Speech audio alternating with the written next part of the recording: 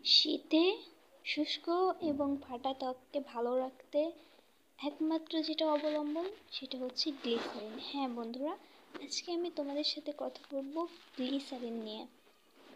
এই শীতে আমাদের ত্বক যেমন রুক্ষ শুষ্ক হয়ে যায়, তেমনি পাশাপাশি আমাদের যে পা আছে না, ওইগুলো কিন্তু অনেক সময় শীতে এতটা বেশি ফাটে যায় যে জ্বালা পোড়া করে। তো তোমাদের সাথে আজকে একটা টিপস শেয়ার করব। তোমরা গ্লিসারিন জিনিসটা ব্যবহার করতে পারো। এই সাধারণত তোমরা বলতে পারো পা ফাটায় যদি ব্যবহার করতে চাও, তাহলে আমি একটা টিপস দিয়ে রাখি।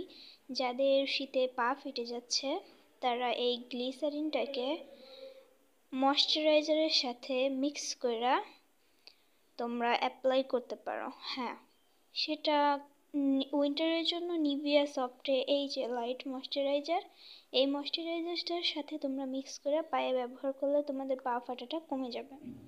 আর তোমরা হয়তো অনেকেই জানো না, গ্লিসারিন 50% গ্লিসারিন অ্যান্ড 50% পানি মিশিয়ে ব্যবহার করতে হয়।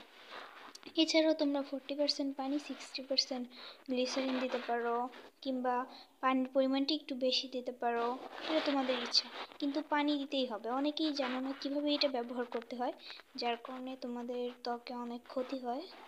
তো তোমরা ঠিকভাবে নিয়ম মেনে গ্লিসারিন ব্যবহার করলে তোমাদের ত্বক হয়ে যাবে অনেক সুন্দর। আর বলতে গেলে লোশন আর গ্লিসারিনের কাজ একই। গ্লিসারিনের দামটা একটু কম, লোশনের দামটা একটু বেশি, কিন্তু দুইটার কাজ একই, স্কিনকে ভালো রাখে, সুস্থ রাখে। তো নিয়ম অবলম্বন কইরা গ্লিসারিনটা ব্যবহার করলে ভালো হবে তোমাদের জন্য। শীতে ত্বককে সুন্দর রাখতে গ্লিসারিন ব্যবহার করা উচিত।